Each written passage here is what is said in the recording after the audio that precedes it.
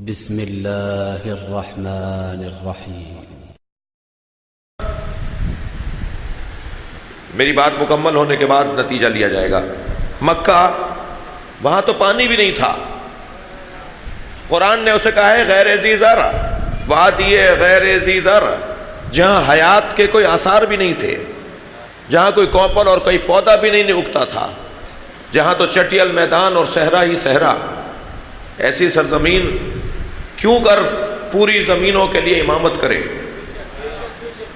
جس زمین کے اندر کوئی آثار حیات بھی نہیں تھے۔ یہ مدینہ منورہ کیوں کر صاحب عظمت ہو جائے؟ یہ کربلا معلّہ کیوں ہوئی ہے؟ اس زمین سے گزرنے والوں کو تو ٹھوکریں لگتی تھیں، گھٹنے چھلتے تھے، انگوٹھے ٹوٹتے تھے، سر پھٹتے تھے، یہاں سے تو گزرتے ہوئے لوگ ڈرتے تھے، کہتے تھے یہاں سے نہیں گزرو تمہیں تکلیف ہوگی۔ اس زمین پر تو کوئی خیمہ بھی نہیں لگاتا تھا۔ یہ زمین کیسی ایسے معتبر ہو گئی؟ یہ مکہ، یہ سرزمین مکہ کیوں معتبر قرار پایا کہ اس میں داخل ہی وہ ہوگا جو ایمان سے منور اور مملوء ہوگا۔ غیر ایمان والا اس میں داخل بھی نہیں ہو سکتا، غیر مومن اس میں داخل بھی نہیں ہو سکتا۔ اس زمین کی قسمت کیسے بڑھ گئی؟ جواب آئے گا اللہ اکبر، انت حل بہذا البلد، ہم نے اس بلد کو اس لیے محترم بنایا ہے کہ مصطفیٰ تم میں اس میں رہتے ہو۔ ہم نے اس مکے کو اس لیے معتبر بنایا ہے کہ میرے نبی تم اس میں رہتے ہو۔ ہم نے کربلا کو اس لیے معلّہ بنا دیا کہ حسین نے وہاں قیام کیا ہے۔ تو بس زمین بھی اور زمان بھی، مکان بھی اور زمان بھی تعلقوں کی بنیاد کے اوپر معتبر قرار پاتا ہے۔ جتنا تعلق معتبر ہوتا چلا جائے گا، متعلق جتنا معتبر ہوتا چلا جائے گا، اتنا ہی اس زمین اور اس زمان کا اعتبار بڑھتا چلا جائے گا۔ اب عزیزان گرامی، جو 2 رکعت نماز جمعے کے دن پڑھنے کا ثواب ہے، وہ بدھ کے دن پڑھنے کا نہیں ہے۔ وہ جو 2 رکعت نماز میں اپنے گھر میں پڑھتا ہوں، دقت چاہوں گا، اس کا ثواب 2 رکعت کا 2 رکعت ہی ہے، مگر یہی 2 رکعت نماز میں چند گلیاں گزارتا ہوا مسجد میں جا کے پڑھ لوں تو اس 2 رکعت کا ثواب 1000 رکعت کے برابر ہے۔ وہ کتنا نقصان میں ہے شخص جو برابر میں ہی مسجد ہونے کے بعد گھر میں نماز پڑھتا ہو۔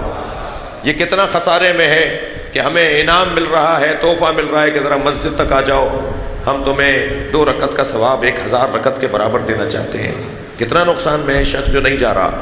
یہی 2 رکعت نماز جو میں نے اپنے محلے کی مسجد میں پڑھی ہے، اس کا مجھے 1000 رکعت کا ثواب ملے گا، اور اگر یہی 2 رکعت نماز میں جامع مسجد میں جا کے پڑھ لوں تو اسی 2 رکعت کا ثواب 1,00,000 رکعت کے برابر ملے گا۔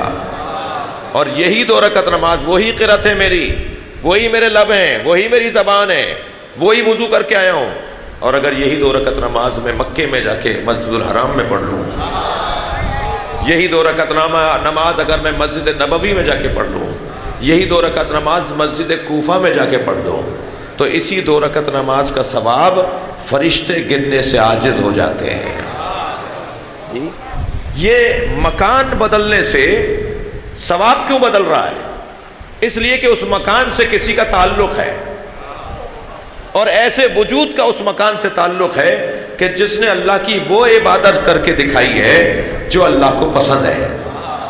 اللہ کے محبوب ترین بندے نے جہاں کھڑے ہو کر 2 رکعت نماز پڑھ لی تو اس جگہ کا اتنا مقام بلند ہو گیا کہ تم بھی اگر وہاں چلے جاؤ گے تو تمہارے ثواب میں بھی اضافہ ہو جائے گا۔ یہ مکان بدلتا چلا جا رہا ہے تو میری عبادت میں اضافہ ہو رہا ہے، ادھر زمان معتبر ہوتا چلا جا رہا ہے۔ اب یہی جمعے کی نماز، جمعے کے دن پڑھی جانے والی نماز، اگر میں یہی نماز عید الاضحیٰ کے دن پڑھ لوں، عید الفطر کے دن پڑھ لوں، عاشور کے دن پڑھ لوں، تو مجھے اس 2 رکعت نماز کا ثواب اس جمعے کے دن پڑھنے سے کہیں زیادہ ملے گا۔ مکان معتبر ہوتا چلا گیا تو عبادت بھی معتبر ہوتی چلی گئی، زمان معتبر ہوتا چلا گیا تو عزیزان گرامی عبادت بھی معتبر ہوتی چلی گئی۔ اگر آپ ہمارے لیٹسٹ ویڈیوز کے بارے میں جاننا چاہتے ہیں تو ہمارے چینل کو سبسکرائب کریں اور بیل آئیکن کو پریس کریں۔ شکریہ۔